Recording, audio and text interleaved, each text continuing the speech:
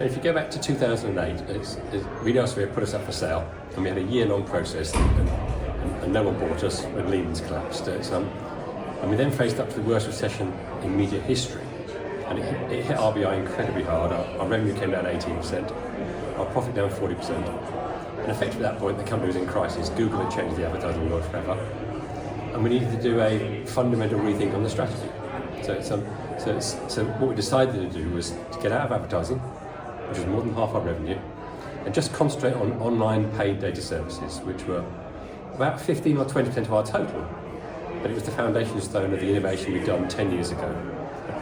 In the late 90s, we did some fantastic innovations in real estate, HR, aviation, banking, tax, and agriculture. So that was the foundation stone, and in 2008 we decided to really focus just on online paid data, which we felt was where the market was going.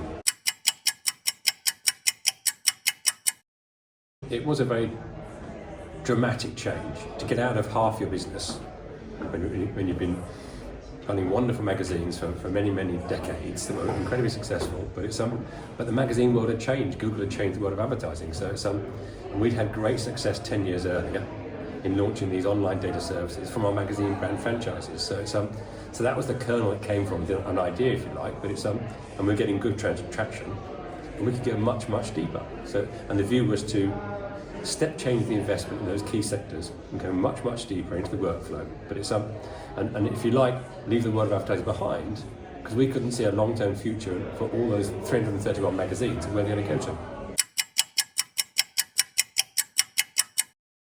Banking was a key one. We had a directory called Bankers Almanac, but aviation was another one. We had Flight International and airline business, but we had real estate, States Gazette, but we had Farmers Weekly in the agricultural space, and we originally had Personnel Today in the HR space.